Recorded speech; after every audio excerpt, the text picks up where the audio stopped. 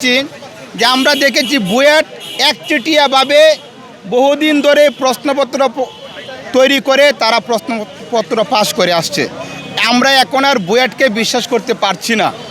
আমরা চাচ্ছি, আমরা জানি বাংলাদেশ আর্মি যে কাজটুকু করে, যে তারা যে কাজে হাত দেয় ওই কাজটা স্বচ্ছ হয়। এই জন্য আমরা চাচ্ছি সেনাবাহিনী অর্থাৎ আর্মি কর্তৃক আমাদের প্রশ্নপত্রটা তৈরি করে আমাদের নিয়োগ পরীক্ষাটা স্বচ্ছভাবে নেওয়া হোক। আমরা মেধার জন্য আন্দোলন করেছি ভাই, আমরা এখনও মেধা থেকে মুক্তি লাভ করতে পারিনি।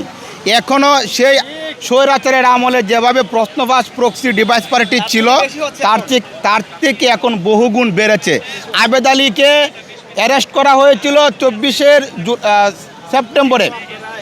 এরপরে আবেদ আলী জুলাই আন্দোলনের পরে 5 আগস্টের পরে আবেদ আলী মুক্তি পায়। আবেদ আলী মুক্তি পেয়ে আবেদ আলী গংদেরকে আরও অ্যাক্টিভ করে। আমরা এই বাংলাদেশ দেখার জন্য জুলাই আন্দোলনে নামিনি। তো আমার দাবিগুলো হচ্ছে অনতিবিলম্বে এই 9 তারিখে পরীক্ষাটা বাতিল করে পুনরায় পরীক্ষা নেওয়ার ব্যবস্থা করতে হবে।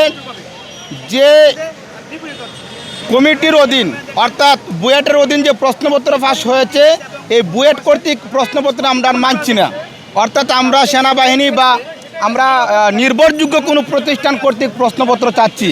3 নম্বর দাবি হচ্ছে প্রাথমিক ও গণশিক্ষা মন্ত্রণালয়ের সচিব যিনি বলেছিলেন যে প্রশ্নপত্রের আলামত পাওয়া গেলে পরীক্ষা বাতিল করবেন, উনি যেহেতু এখনও বাতিল করার পক্ষে না, উনি বলেছে কয়েকটি বিচ্ছিন্ন ঘটনা ছাড়া পরীক্ষা স্বচ্ছ হয়েছে, ওনার পদত্যাগ চাই।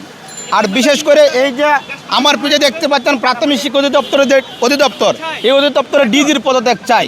কারণ আওয়ামী লীগ সরকারের সময়ে এই প্রাথমিক শিক্ষা অধিদপ্তর থেকে প্রশ্নপত্র ফাঁস হওয়ার কারণে এই ডিজিদের কোনো শাস্তি হয়নি। আমরা এই ডিজি মহোদয়ের শাস্তি যদি দেখতে পাই, তো পরবর্তীতে যে কোনো ডিজি আসুক না কেন একটু ভাববে দুর্নীতি করার মধ্যে।